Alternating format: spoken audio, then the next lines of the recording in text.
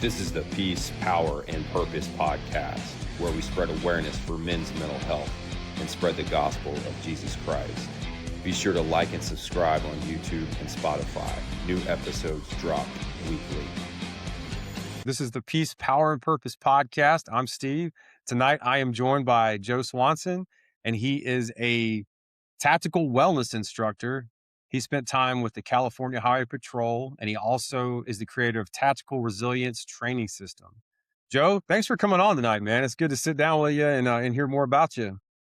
Steve, I appreciate you having me on. It's an honor anytime I get to sit down with a like-minded person and share a little bit of me and for a good purpose. So, man, thank you so much. Appreciate you. Yeah, thank you, man. It's an honor to sit down and I've seen clips, you do on Instagram and kind of followed you a little bit, and it's cool to actually get to have a conversation with you versus just watching from the screen and all that. So Yeah, watching 30-second blips of yeah, of yeah, somebody talking. yeah. Yeah, And I we've got agree.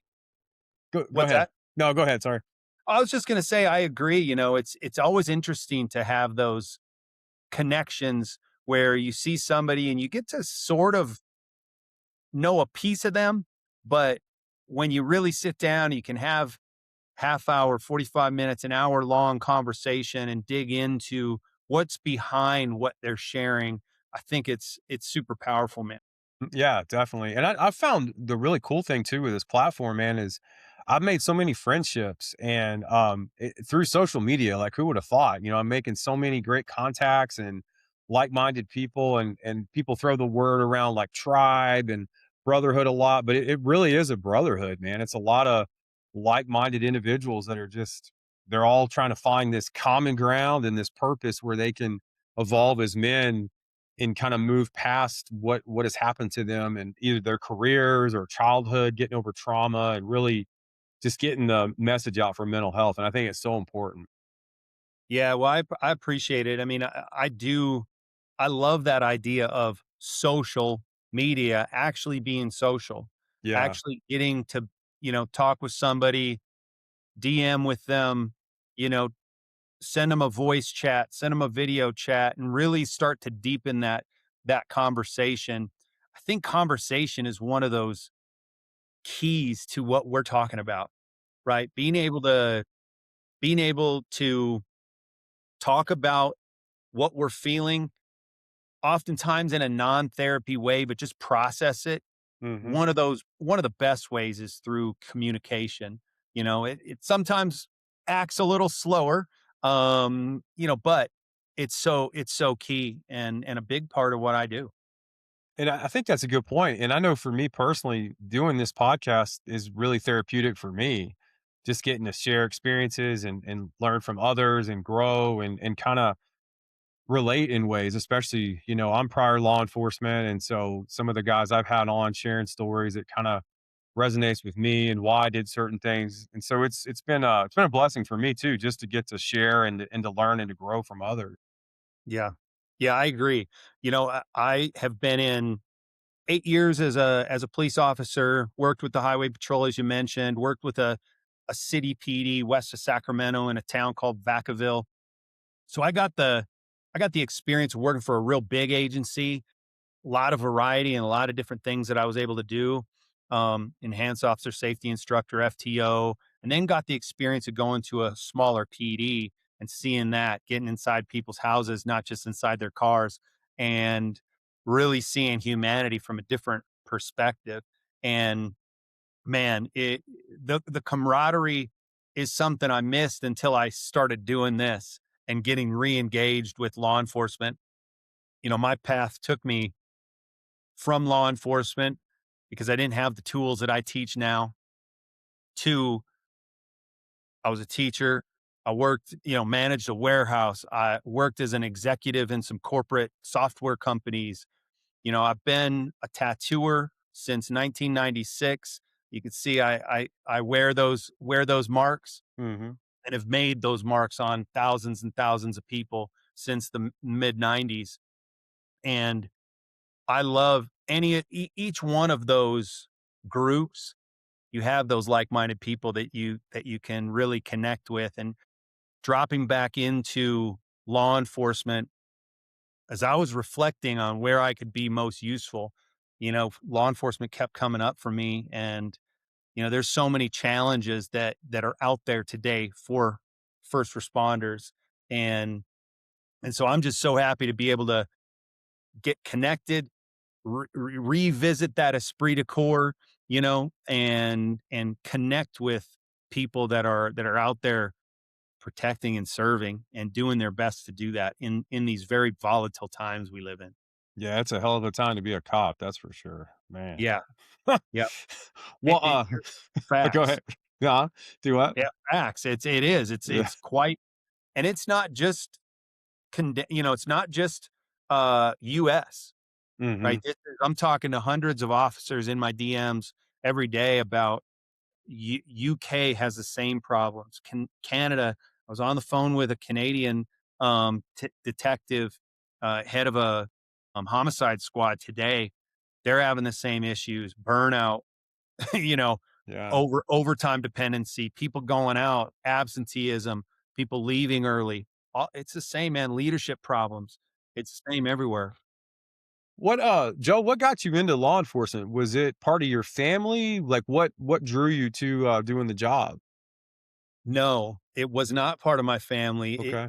I had nobody in law enforcement. I never even thought of law enforcement um, until I was in college. I was on a 7-year college tour across 5 different schools, and I was coming to the end of that little tour and got a business degree, emphasis in entrepreneurship, Nice. was a tattooer, so I was gonna go back and tattoo in San Francisco, California, and it just sort of the idea, I don't know where it just arose in my mind.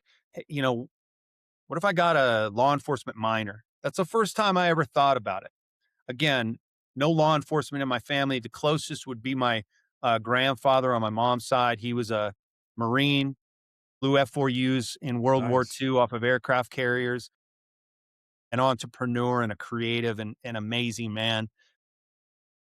But my dad was a businessman, and we didn't have even connection with law enforcement. There was one cop in my town growing up. I grew up in a town of like 600 people, so Wow. um, in the middle of Minnesota. And coming out of school, I came back and I was tattooing in San Francisco at the oldest established shop in one location at the time, which was a shop called Picture Machine. And I was working long hours, commuting in from a town in the called Vallejo outside Mm. of the Bay Area, had a growing little family, and wasn't making ends meet. Didn't Yeah. have um, didn't have the capacity um, to make that work at the time, and um, really didn't think about at that point. I wasn't thinking about owning my own shop. I was just trying to make it work as a sole proprietor and a contractor working for another guy. And um, we got some first responders running by us. Yeah, I saw that. Um, a good background ambiance. No doubt, no doubt. And so I was in San Francisco, really thinking like, what can I do that is that I'm going to enjoy, that serves other people, and when the shit hits the fan, I'm going to be okay, Mhm. and my family's going to be okay. And I was like, okay, well, this idea that had arisen one time in my mind, hey, maybe law enforcement, came back up, and I went on a couple ride-alongs. I fortunately had a couple friends who were cops, rode along with the highway patrol, rode along with PD in Vallejo, and got a little taste of it, and uh, decided, okay, well, I have to go to an agency that's going to pay for my way through, Mhm. and so I looked into what are those agencies? Cocoa County, Contra Costa County, near where I was living, CHP, Oakland PD, and I tested for each of those 3 departments. Turns out Highway Patrol, even with my tattoos, I wasn't tattooed on my hands or my neck, but I had full sleeves at that time. Even with my tattoos, CHP was who picked me up. And so August of 2000, I went into the academy, and I remember that, Steve. I remember that first day. I remember 3500 West Reed Avenue, driving into that parking lot. It's hot. It's August in Sacramento. I'm sweating in my suit. There's 90 of us around here. This tension of excitement and Mhm. anticipation happening. I can still remember the smell of the fresh cut grass. I tell this story a lot. Still remember that smell. Mhm. And they kept the academy pristine. We were out there and we walked in. We started getting some of our gear. We started, walking through this process. And then all of a sudden, it goes from calm to chaos, just like that. A dozen staff officers around the corner, ready to rock and roll, right? Yeah. Smokey the Bear hats on, polished Wow. boot, just ready to go. And that pressure and that chaos begins. And you can see people out of those 90, some of them just melting. They don't Yeah. understand this pressure Right. and this stress that begins to build on them. And we're in the gym and they eventually kick us out. We go and get our uniform of the day on. Well, what do you think the uniform of the day was? PT Short gear? sleeves. Yeah. Short sleeves. Well, who's got the, full sleeves? I do, Yeah. right? So I come Target. to the gym and it's a laser directed right at Yeah. me. Yeah. And I'm surrounded by officers, the staff sergeant's in my face, Sergeant Cooper. Shout out to Sergeant Cooper. I worked for him later in Oakland, Nice. and they're yelling at me like, "Who let you in here? Like, how did you get past our backgrounds? What is all this crap? I'm sick of looking at it already. Damn. Get back to your room and get these covered up." So Wow. I take off running. Slow down, Swanson. That again, just snap. I slow down. You better move with purpose, Swanson. You can't win this game, right, with Yeah. them. So Right. I get my long sleeves on, come back to the gym, and ultimately they put me back in short sleeves. And but that stress, that pressure that I felt, it didn't end that day. It Mhm. lasted another 26 weeks. I got Damn, 2 that's a weeks long off, academy. long academy, live in academy, so we get Wednesday nights off Wow. and weekends off. I remember losing one weekend because I had a accidental discharge into my closet with a, Oh, training no. round. So Okay. fortunately, no live round AD. Yeah. But got out, 2 weeks off. I showed up at Hayward, office for the CHP, and that stress, that impact, that pressure kept going. And Mm. what we know now, and the reason I'm telling you this story is because this is the foundation of why I teach what I teach now. What we know is that stress doesn't stop when we leave the academy, when we get into a new position, when we ascend up to a leadership position. It just builds and compounds, and we have to reset it and do something about it. That's the great thing. What we also know is we have agency over that stress load that begins to build on your back like a rucksack. You can offload that stuff, and you can do it really tactically and really intentionally. And so that was my origin story of getting into law enforcement, and I loved it. I loved it up until I didn't, Mhm. and I didn't even know why at the time that I didn't love it anymore. And it Was was go ahead. was the job what you thought it would be, man, when you got through the academy? I asked this question a lot because law enforcement was nothing like I thought it would be, man. And I'm Interesting. just curious because I mean, I'm in Nashville, near Nashville, so my academy was way different than yours, my friend. Way more lax, for lack of better terms. But I'm just curious what your take was once you showed up, got to your got to your department after the academy. Was it what you thought it would be? Yeah, I think it was. It was very regimented. Which I had troubles with at first. I'm a bit ADHD, I've done a Yeah. lot of work around that, Yeah. and I work systems in my life now to help with that. But, it was staying on top, being professional, supporting your teammates. That it really, and was fortunate enough to have some really good leaders right away. Good. So I had great FTOs, and I had great leaders, sergeants and lieutenants and above, up to my command staff. Mostly those sergeants that impacted my view of the job right away. Mhm. And it was what I thought. I mean, it was service, it was protection. Took me a while to get an understanding of that and really used to it. Took me wisdom of experience comes with experience. And so it takes 100, 200, 500 car crashes to be out in the middle of a 5-lane freeway and chaos everywhere for you to get used to that, Right. and for Right. you to build that resilience in that experience where you're making the right calls on the radio, you're directing your team in the right way. Same goes with DUIs. You got to do enough DUIs to get comfortable with that system. But for me, it was a system. I fell back on that. I said, okay, what are the field sobriety tests that are standardized that Mhm. I should be doing? And let me get them dialed front to back. And I'm going to do them the same way, the same, front, A to Z every single time. What are the questions that are mandatory?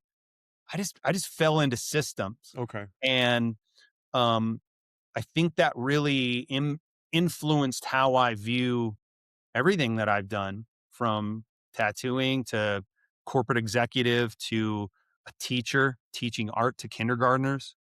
Like, how can I systemize this? Mhm. And translates to what I do now, tactical resilience training system for team resilience, organizational alignment, whole person readiness. It's all there in a system because that's what helps me. That's a good way to put it. That makes sense because I mean, it is a lot of getting used to the job and the experience. What was your favorite part, Joe, like working for CHP? What did you enjoy the most of that job or that agency, I should say? Yeah, two things that come, like, immediately to the front of my mind. One is I was a part of the enhanced officer safety instructor team, and so we would go up. This was early when they first developed that team. I think it's different now or called something different nowadays, but we were training high level defensive tactics, weapons tactics. We were training jujitsu, gun and knife takeaways. We were training that that high speed stuff, and I Mhm. really, really enjoyed that. Red man suit, Yeah. sim rounds. I was fortunate enough to be able to go through a early school shooter course Oh, that wow. we used actual sim rounds in real Mhm. guns, and it was super fun. I mean, you're on the mats, you're on the range, you're doing high speed stuff. So that was impactful. And then I would say that the searching for the cat and mouse of the job was really fun to me. So on the freeway, you're cat and mousing with a couple different things. The speed. So you're looking for people, and look, where I was at, you're looking for people going 80 or more in Mhm. a 65-mile-an-hour zone. Anything up 65 to 75, I wasn't even looking at, because it was, unless they did something stupid, then you're looking at them, and your safety is your first concern. So, hey, let's get them realigned so that we're not unsafe. But there was so much speed happening there. Um, on the 880 corridor coming from Oakland to San Jose. Okay. And so I would just go, and it was fun to figure out how to chase that speed, go off of, look like you're going off the freeway and dip back on and get in somebody's That's blind. messed up, dude. Sit in somebody's blind spot, Yeah. and they thought that you exited, so they're gonna speed up. Yeah. Um, you know, I'm gonna learn a lot in this episode yeah, for I mean, driving. look, man, you should be check your six. Like if Yeah. you're a Oh civilian, yeah. check your six, and don't run in the carpool lane, because I had that dialed too. I would sit early morning on day shift, and I would get in front of a box truck, so I couldn't be seen Yeah. from the carpool lane, and I could look back in my rearview mirror and I could see who's coming up solo Oh in the man. carpool lane. Yeah. As soon as they see me, it's too late for them. Right. That my view was, their view of me was blocked by the box truck. And again, cat and mouse. Yeah. You know you're not supposed to do it. I know you're not supposed to do it. You're trying to do it. I'm trying to prevent you from doing it. And let's just have fun and do it. Yeah. So I love those aspects of it. Um, finding drugs, finding Mhm. guns, that kind of stuff came with the job too, because there's a lot of that coming out of the Bay Area, San Francisco, Oakland, a lot of stolen cars. Something I will never forget is running up. You see a Civic, 96 Civic, go by you with the little the little rear window punched out. Yeah. Okay, I'm running that plate. I'm Yeah. running that plate. I run the plate. There is, at the time, the MDCs in the cars. If you ran a stolen and it came back hot, the whole screen would show up red. Wow.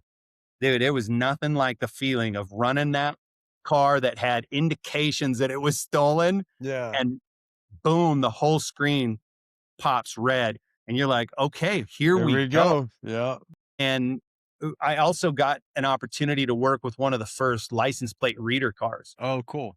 which was awesome, man. It was, we would post up where outside of Oakland, San Francisco, Oakland, and then South 880 going down towards San Jose, there was a spot called the Maze. Freeways all came together. 580, 80, and 880 all converged. Well, there was a spot where you could sit 80 eastbound and you would hit traffic coming from 580, 880, and 80. So Wow. everything converged into one. We Yeah. would post up that license plate reader car there on a Saturday morning, Friday night, and 2 cars behind, ready for a felony stop because we knew it was coming. Yeah. And man, it was just fun. Again, I love the cat and mouse of it.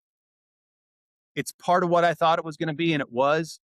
Again, my idea was, all right, this is a bit of it's a high pressure game. Mhm.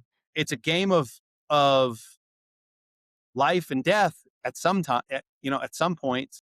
But back then it was, I know you're trying to do something wrong. I'm trying to find you. We're playing this game. Let's just not kill each other. Yeah. And if I get you, great. If you get away, great. Like we'll have another round another time. So I really enjoyed that part of it, man. And I miss the camaraderie of those moments Mhm. in law enforcement, which I think, from what I talk to officers today, Steve, is lacking that Yeah. camaraderie, that connection of a team. And again, which is part of what I try to teach and build into what I give to officers, and is how do you build that? Because Mhm. I loved it and I miss it. Well, I got a question for you real quick, just because you're out on the West Coast and there's a very famous group out of California. How many run-ins did you have with OMGs?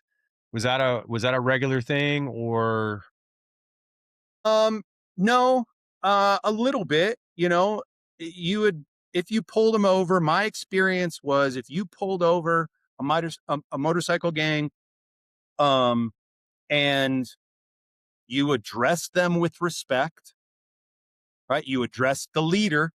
Yeah, Hey, first I'm asking who's leading. right. And then I'm going to go up and I'm going to talk to them with respect, be straightforward, keep my situational awareness. Mhm. And my experience was they were very respectful back. Nice.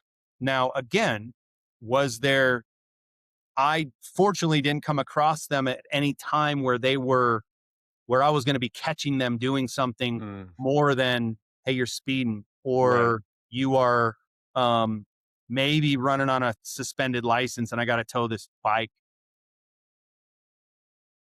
Yeah. And so, but my experience with them was great. What I did find was that was a little bit more hairball were the other gang members Hmm. around the area. Gangs from Oakland, gangs from Hayward, San Jose, all up and down that area.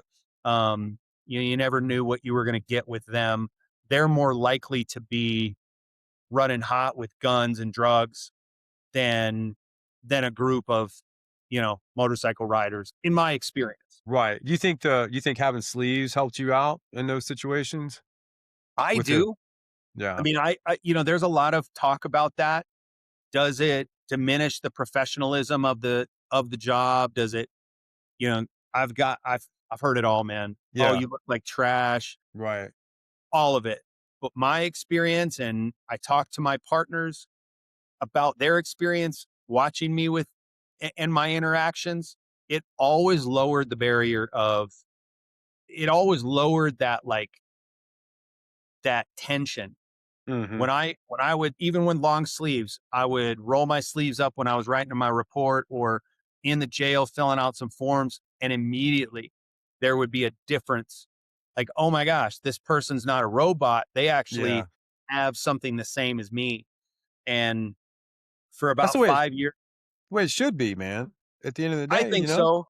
I Yeah. don't think that the way you hold yourself as an officer is much more impactful than the way you look as an officer. Hmm. So a beard, tattoos, that kind of stuff, it's not as, in my opinion, it's not as impactful. I just saw just yesterday, I saw a chief out of Apex, North Carolina, city of Apex, fully sleeved. I was Nice. like, man, that's badass. That is I badass. like it, Yeah, that's cool. and according to him, that the town loves the police, and the town, they are in a town that supports the blue, and I love that, man. I love hearing it, that some of that identity doesn't have to be lost in Hmm. the professionalism of the job. Yeah. No, I agree. I mean, I have mixed feelings on the beard, the facial hair, but tattoos, I'm all for. I mean, I have tattoos, but I've always kept them to where I can cover them. Being in the Navy, law enforcement, I've owned a personal training gym in the area I live in. There's a lot of you Californians that have moved this way, but Yeah, overall in the South, tattoos are still kind of a touch and go thing. And I like dark imagery, even though I'm a Christian. I like skulls, I like snakes. So I'm not going to have tattoos that some people might see as artistic. Mine are more dark. And to me, they cover stories of my past and shit that I've gone through. And I love metal. I'm a huge metalhead. yeah, But where I live, it's still kind of like you kind of get the weird looks. Like my girlfriend, when we first started dating, she thought I'd been in prison. She'd never dated a guy with tattoos before. And I was just laughing. Like, like, what are you talking about? Because my whole back is covered. And, like it was just, to me, it was comical. But, I love tattoos. I think they're awesome. But one of my best friends is a tattoo artist. So go figure. But, but yeah, yeah. yeah. I But love I love it too, man. I think it's tattooing gave a lot to me in my life. I did it at the highest level. Had the first tattoo podcast in 2012. wow, that's cool. I was good at it. Not to toot my own horn, but it was just, I really did a lot in tattooing, and it gave me a lot back. Yeah. And so still have great friends in that business. The people that put me in, my mentor, still talk to them to this day. Nice. And so I love seeing another industry, another group of people that I love, law enforcement, be able to express themselves a little differently. Yeah, totally. Well, Joe, let me ask you, like during your time with the highway patrol, what was it like? Because every agency is different. What about the mental health aspect? Obviously, with a job like that, you're dealing with a lot of car crashes. You're dealing with a lot of just s- trauma. Let's be honest. Yeah.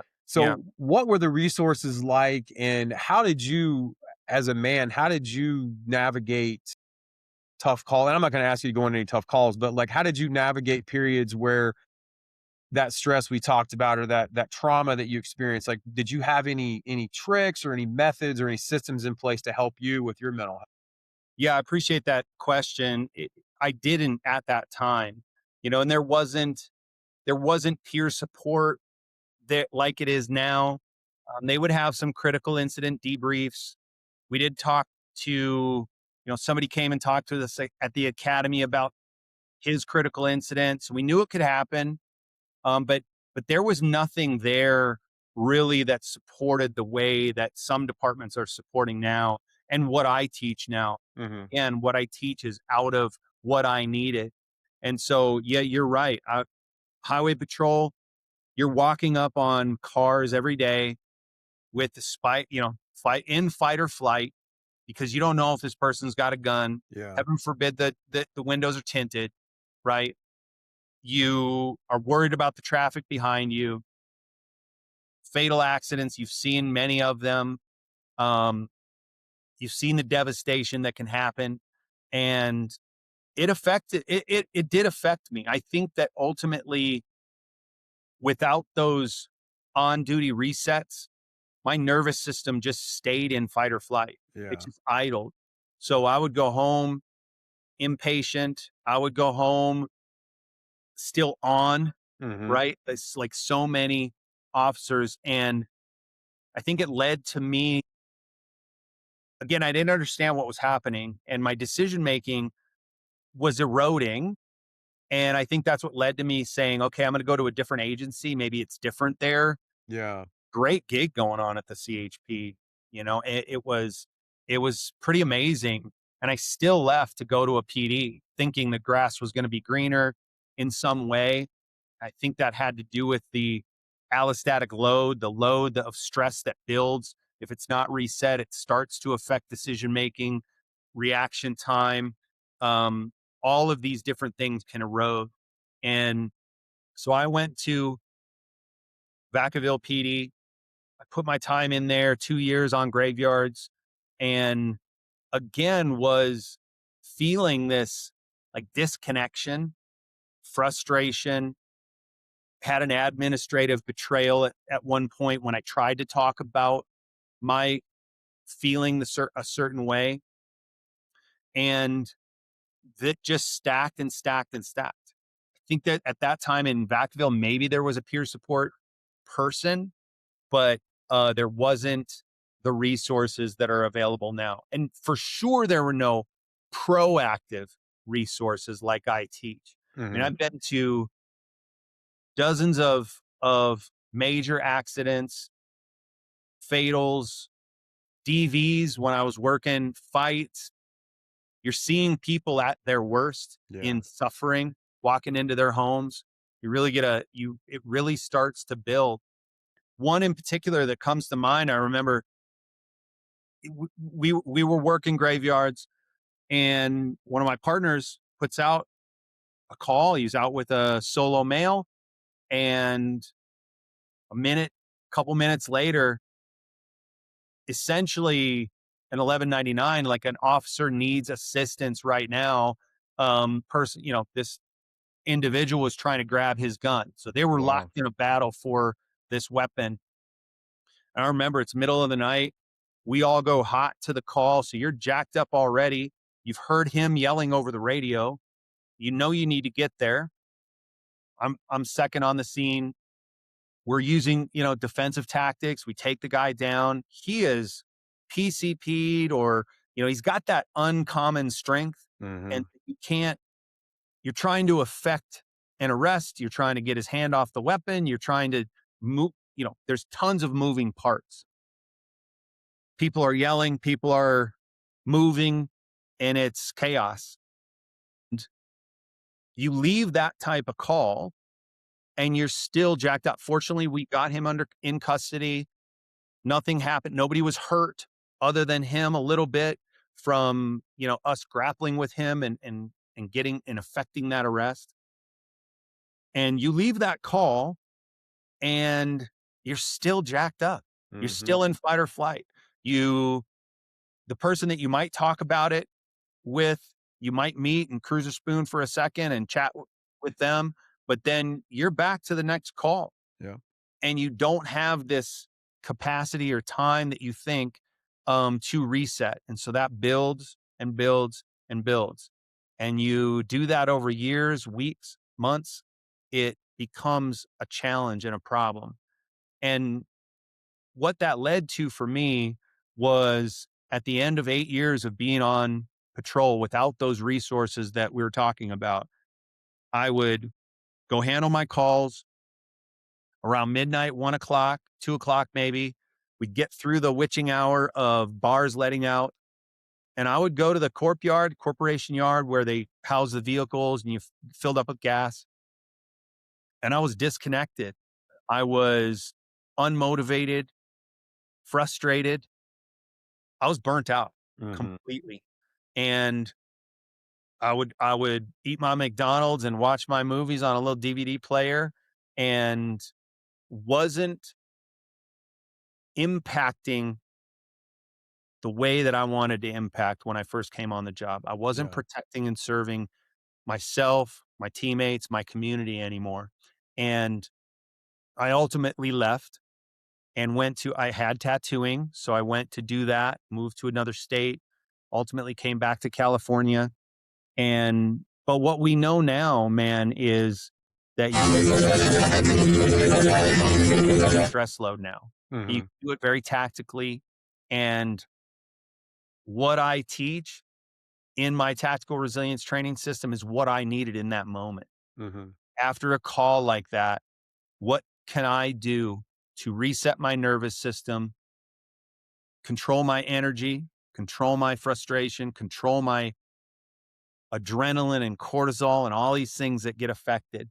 And so that I can move on to the next call with better reaction time, better decision making, better energy. And when I'm off duty, I'm not fatigued, frustrated, impatient with my kids, impatient with my partner. And so it's what led to this passion of mine teaching departments and teaching officers how to catch that burnout early and affect it with simple but not easy protocols. I say simple because you can do them without any additional equipment, most of them without permission, without anybody else knowing. But they're not easy because you got to do them. Mhm. Action in isolation is what it takes for these to be effective. So you have to decide, what's my why? Why would I build this resilience? Why would I do these protocols every day on shift, hour after hour, in between calls, during calls? Why would I do this? And if your why is big enough, your how is easy. Mhm. But you have to understand that why. And you have to be willing, again, to take action in isolation because nobody can do it for you. Is there some of that you can share with our audience? Like maybe a couple tools for their tool bag just to kind of have with them because there are some active guys and girls that do follow along and watch the podcast. Yeah, absolutely. And there's two that for anybody that wants these protocols, I will send them these protocols. You just hit me up on Instagram at Joe Swanson Tactical. Jump in my DMs and say, "Yo, I would love these protocols." But I'll tell them right now. The first one is about team resilience and about starting to break down the barrier of communication that is so prevalent still today in many places, about talking and processing this stuff out verbally. But we're not talking, I'm not talking about therapy language. I'm not talking about, you know, vulnerability.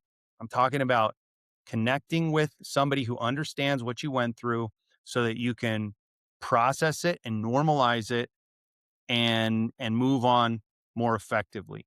And that's a peer check-in protocol. I always say, what's the best peer check-in protocol? Steve, the one that you will use. Yeah. Yeah. So it starts with an acronym, or it is an acronym, CARE. CARE starts with check-in. And this is a check-in, and I teach non-platitude statements and questions. So you're not just you don't want to get to just the I'm good. Mm-hmm. You want to get past that I'm good and really dig into how are the things that are happening on shift? How is that person holding them?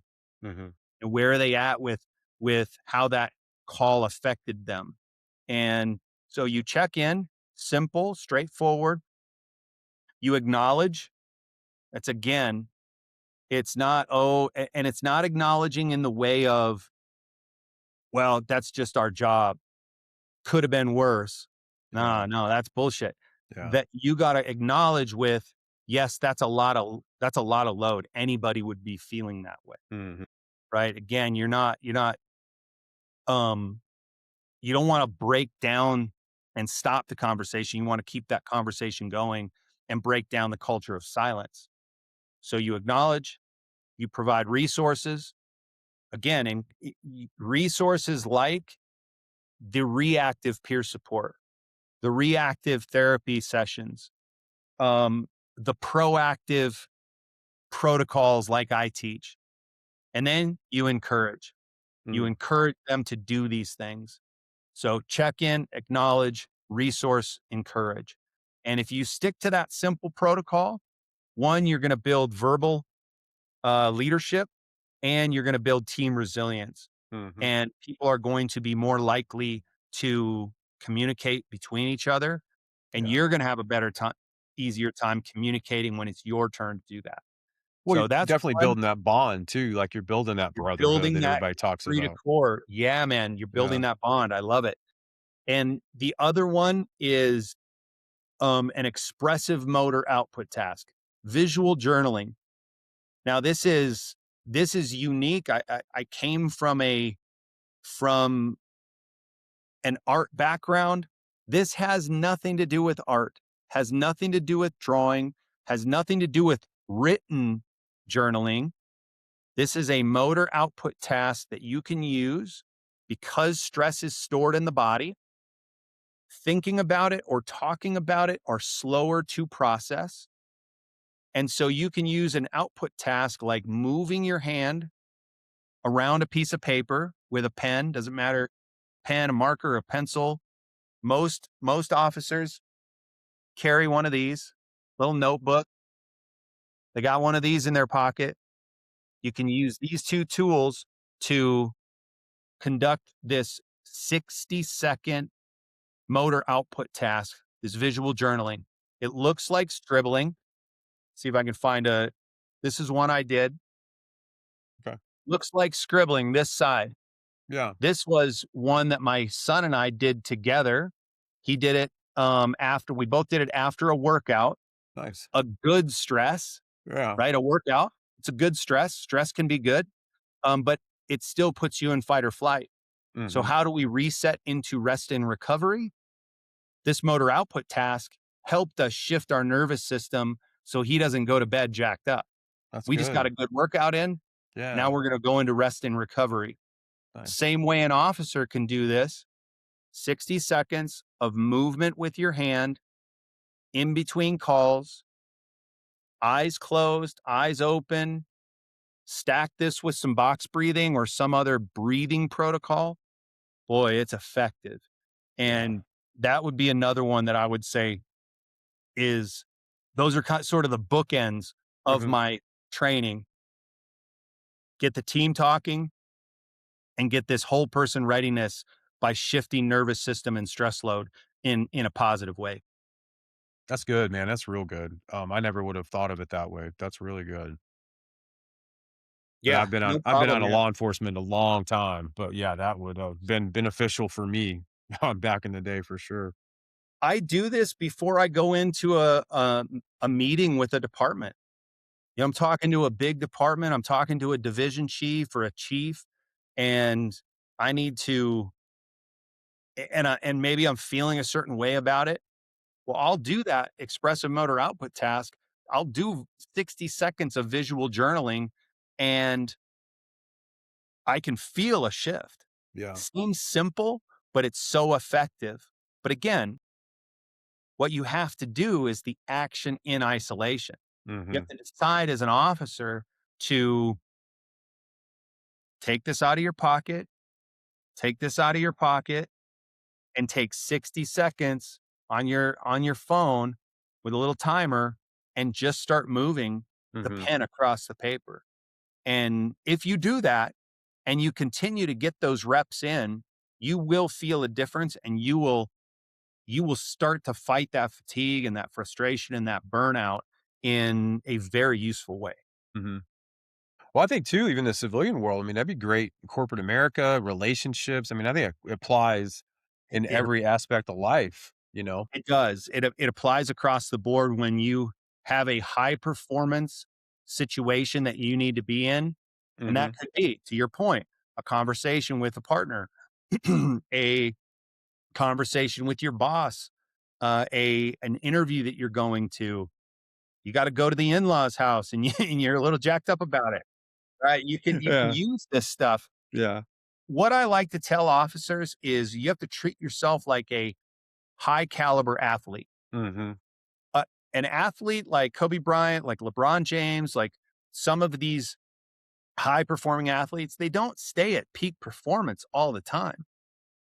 They cycle between peak performance and recovery, peak performance and recovery.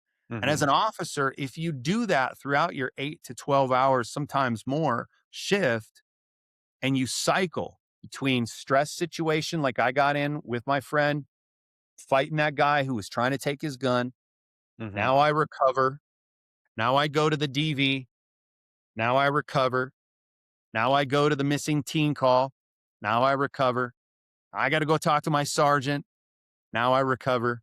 If you cycle between those, you are going to be much better off when the time comes to get off shift, and you want energy, and you want to Mhm. sleep better, and you want to fight that burnout. Like they're gonna need. Yeah. Yeah. Yeah, Yeah. man, I've given out so many of these little booklets, which have in the front of them the peer check-in protocol, and in the Nice. back of them it has usually the ones I use, I've messed up on the stamping of them, but in the back of them it has the visual journaling protocol. Very And cool. so, yeah, you can get those on my website as well. I hand stamp all of them, so there's some extra love in there. Nice. But you get a pack of 5 for 20 bucks, and you know Very you need cool. them. Taking Yeah. notes on every day. Definitely, man. Definitely. Well, Joe, let me ask you because I like to kind of bring faith into each episode.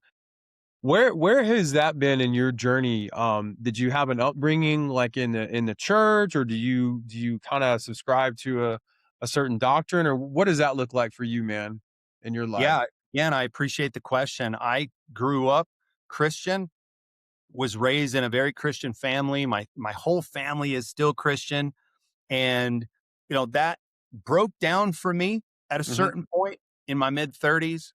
That view and those methods broke down. I went on a phase of where I would probably have considered myself agnostic. Hmm. I was, you know, for a while not even searching for anything, and then at some point I started searching for something meaningful. What I found was a Buddhist view and Buddhist methods that really stand up to my own experience. But this is what I like to tell people that, and this is what my Lama, my mentor, my teacher has said. And it is highest truth equals highest joy equals highest level of functioning. So whatever that highest truth is for you, and I encourage my kids to dig in that one spot that becomes your highest truth. Because again, one of the other things my mentor said, my teacher said was, if you're digging in a bunch of spots, all you're creating is dust. Yeah. If you find that thing that works, whether it's Christianity, Buddhism, atheism, whatever it is, if it's highest truth for you, dig in that spot, engage with it with ownership and with all your heart. If it produces highest level of joy and highest level of functioning, man, keep going with it. Hmm. So again, I encourage all my kids to follow that, and that's what I follow in my view, and I found something that works for me and I love it, man. It's really useful. And I think anybody that, that finds that truth is better off. Yeah, yeah. Well, if you don't mind me asking, man, is there something that kinda turns you off from Christianity or maybe the church itself? I mean, Just curious, man. I'm yeah, just curious. absolutely. No, it's a good question. And I think that I was struggling in my marriage. I was struggling um with communication. I think this also had to do with the stress load that I was carrying from being a police officer.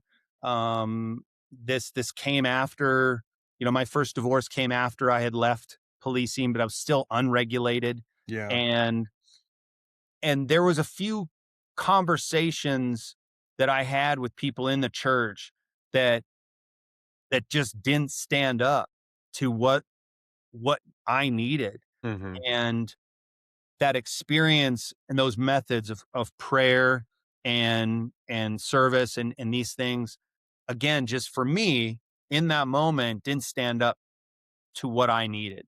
Yeah. And it took me many years of searching for something until I found something that I've checked out for many years, and it does stand up to my experience. Mhm. And again, it is just my experience. It's I don't fault anybody for having a different view or a different way of thinking.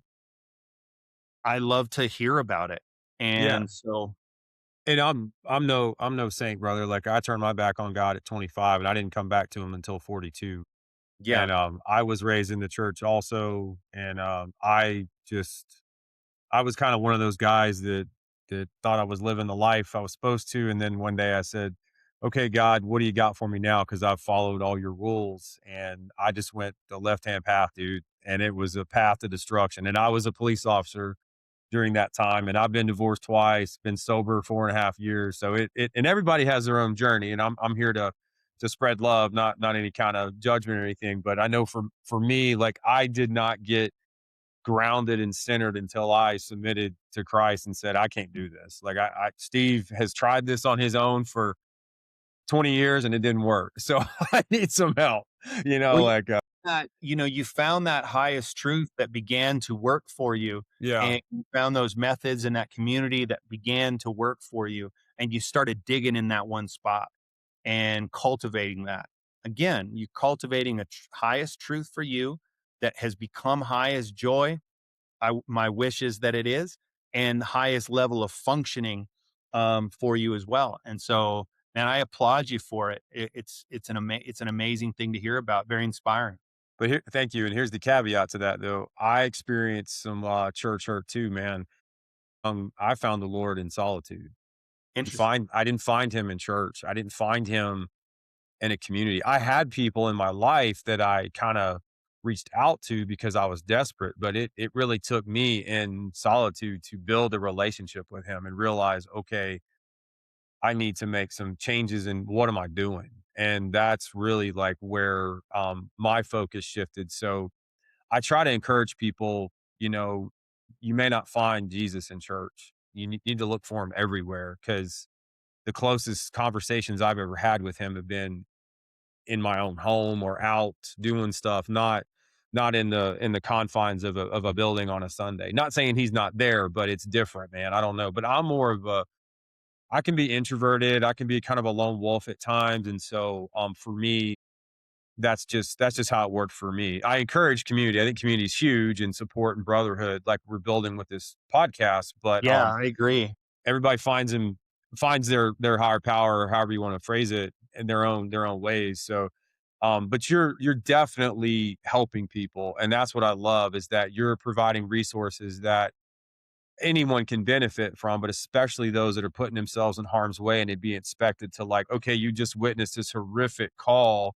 Now you got to go jump over to this one and talk to Mrs. Jones and be turn it off. And it's and anybody that's done this job knows it's not easy to do that. I mean, it's just not. So It's not, and it's not even that that you should turn it off, but how do you reset from the impact of it for a moment while you're talking to Miss Jones so that you have clear thinking and good decision making in that conversation, focus for Miss Jones so that you can serve her and make the most impact. Mm-hmm.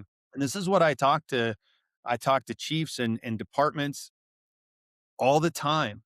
I say you want to create more impact, then a proactively address the burnout, the frustration, the admin versus patrol mindset that is permeated so much throughout all of law enforcement. Address that right now, and you are going to create more impact in your communities.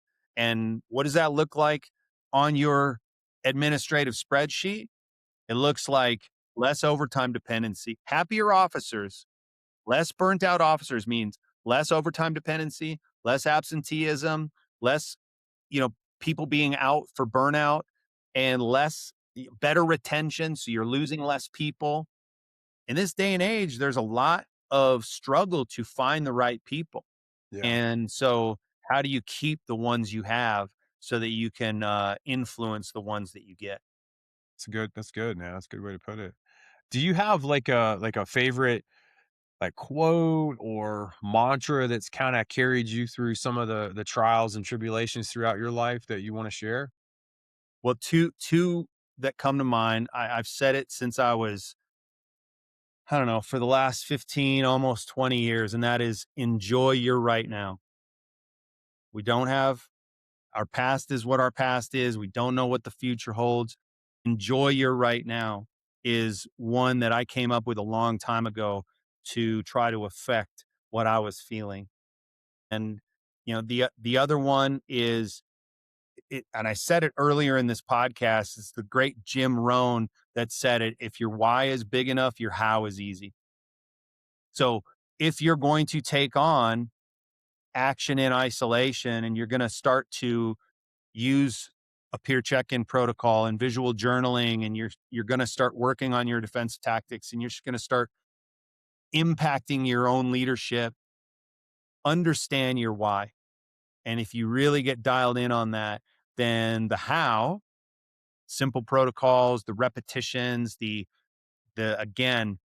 training or action in isolation that is so important becomes easy. Mhm.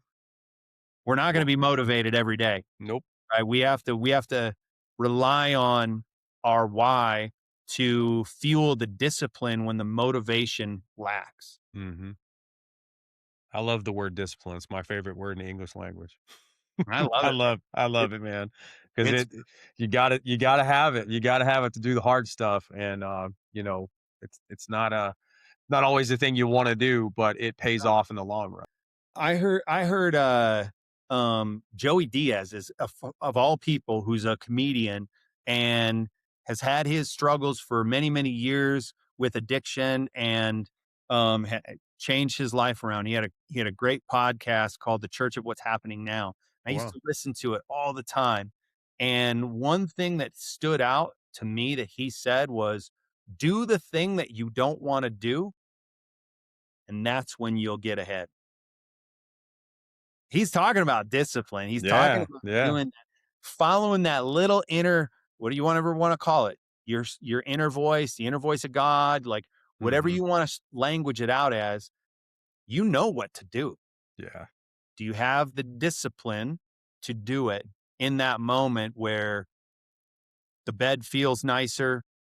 The thing that you want to shove in your face would taste so good. The It would be easier for me to not have to go to church or meditation or whatever I'm doing because Mhm. it's cold outside. Are you going to choose purpose over pleasure? Yep. And if you do that, your life is going to unlock. Yep. And it is one of the main reasons I do what I do now, is to try to help officers unlock that apathy, unlock that frustration so that they can have greater impact and feel supported from within first and permeate that support out. Mhm. It's really that self-love, at the end of the day. Facts. So, and that can be hard, especially for folks in the first responder world, but it's important and you have to embrace that and learn to love yourself. That's been a challenge for me over the years, but it makes a difference. It's amazing to see how your life changes when you start to look at yourself in a positive light and not a negative light.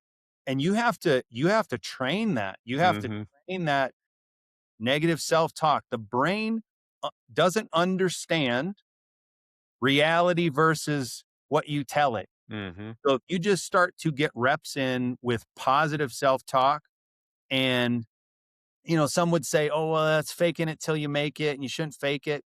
No, no, you're training your mind. You are training your mind to see the good in things and see the good in yourself. Can't help others if you're disturbed or confused yourself. So affect that first and really get those reps in and adjust. The brain is neuroplasticity is a thing, man. You can affect, and if you put the work in doing that, well, how do you do that? How do you do that, Joe? I get this question all the time. One of the first things you have to do is take personal responsibility, ownership of your own actions. Stop seeking validation outside of yourself and create it from within with your own actions. You start doing that, not only will your life unlock, but your gratitude and your positivity and impact will unlock as well. Well said. Very true. Thank you, brother. Yeah, man. Well, Joe, tell us one more time where folks can learn more about you and how they can get in touch with you. Yeah, for any officers looking to get dialed in with these protocols, you can, you know, contact me on Instagram at Joe Swanson Tactical. You can jump on my website, joeswansontactical.com.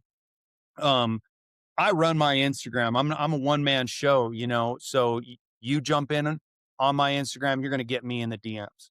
And so jump on there. You can take a look at the workshops that I'm doing around the country and internationally as well.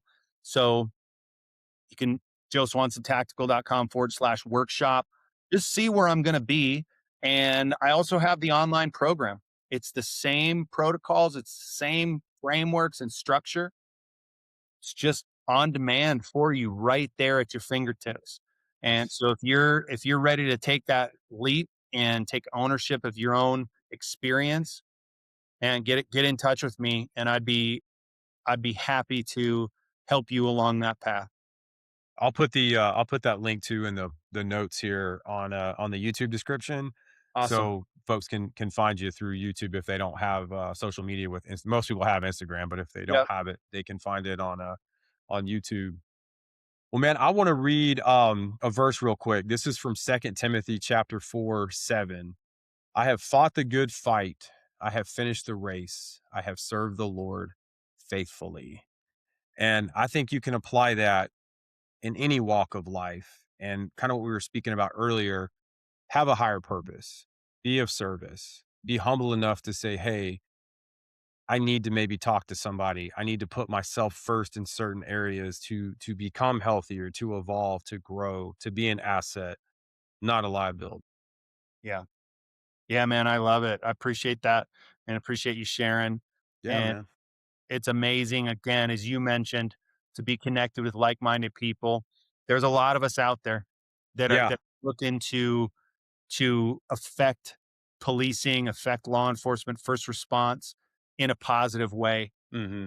Still, in my estimation, a very meaningful and purpose-driven career that somebody can get into. And when you take ownership of that and responsibility, sky's the limit.